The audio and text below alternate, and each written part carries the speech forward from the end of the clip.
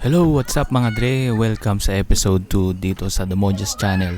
Ang tagal naming nawala dahil nagkaroon tayo ng konting technical issues dun sa unang page namin. So, laging restricted yung aming Facebook profiles na nag-handle ng page. But, eto tayo ngayon at nagbabalik mga Brad. So, kung napansin nyo doon sa intro mga tol, nagpa-practice ng sayaw yung mga bata. At abalang-abala yung mga parents na mag-design dito sa function room at meron pang mga pagkain sa lamesa. Actually, mga Filipino food yan mga Brad.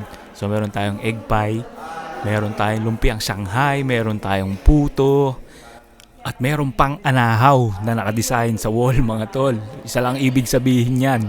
Filipino Week kasi mga Brad dito sa New Zealand. At sineselebrate yan sa mga school. Yan, meron pang buko pandan, may dahon ng saging, may buko salad, at meron tayong cake na Filipino flag inspired.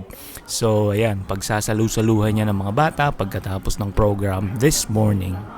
At ayan na nga mga Brad, tinaas na yung watawat ng Pilipinas dito sa New Zealand habang tumutugtog ang lupang hinirang. So ayun, nakaka-proud at nakakatuwa. At ayan na yung mga bata na yung pinractice nilang sayaw. So yan yung mga sinasayaw din natin, di ba? Yung mga bata tayo, yung mga folk dance, yan. At nakakatuwa din kasi sumali yung anak ko.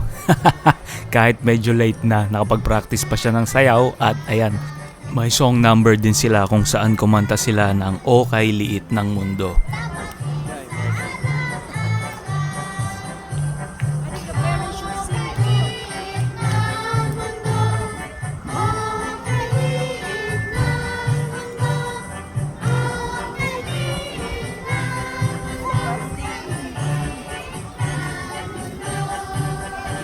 Flag is upside down. What does it mean? Ngayon lang ako nakarinig ng tao na pag may war nag-cheer pa. Anyway, ang lupit mo sir. So eto na nga sila mga tol, mga Brad, nasa loob na sila ng function hall. At ayan si Mrs. Principal kung saan pinapakita niya yung cake na Filipino flag inspired sa mga bata. Dahil syempre yung mga ibang bata dito ay dito na pinanganak sa New Zealand at hindi na sila familiar sa Philippine flag. At syempre, ano pa bang gagawin pagkatapos ng program at ng sayawan? Syempre, kainan na mga tol. Ayan na yung anak ko. Sarap na sarap sa puto. So, ayan, kasama niya yung mga friends niya at classmates niya habang kumakain sila ng lunch. Nakakatuwa, ano? Kasi nakikita mo sila na naka-Filipiniana at meron pang nakabarong na may hawak na barbecue dito sa New Zealand. At syempre, ayan, konting picture with friends and with mama. At shoutout nga pala kay Ma'am Lane Elise na nahiraman namin ang suot ni Sofia for that day na pinahiram kami ng Filipiniana. Maraming salamat po, ma'am. At ito na, gabi na naman mga Dre. So after a long day of the school program, nag-decide kami ni Mrs. na wag na lang magluto. At isa sa mga pinupuntahan namin pag ganun ang aming desisyon ay dito sa K-Chicken. K-Chicken Mount Wellington. Kung saan napakasarap talaga ng mga manok nila, Dre. Pag yan ang kinakain ko, taob ang kaldero. So ayun, habang nag-aantay kami ng in-order namin na chicken, punta muna kami dito sa katabing Countdown kung saan mamimili muna kami ng konting chicha.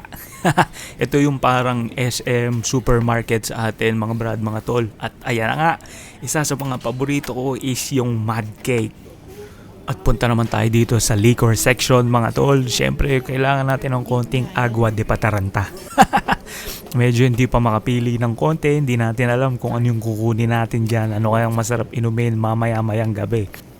At ayun, Heineken pa rin ang nagwagi over sa mga ibang brands.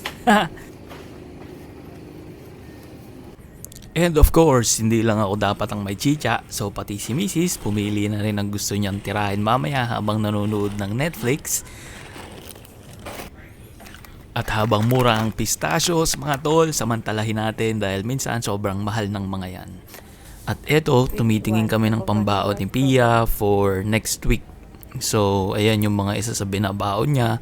Gustong gusto niya yan. At hindi ko alam kung bakit. Tinikman ko, medyo parang kumakain ako ng clay.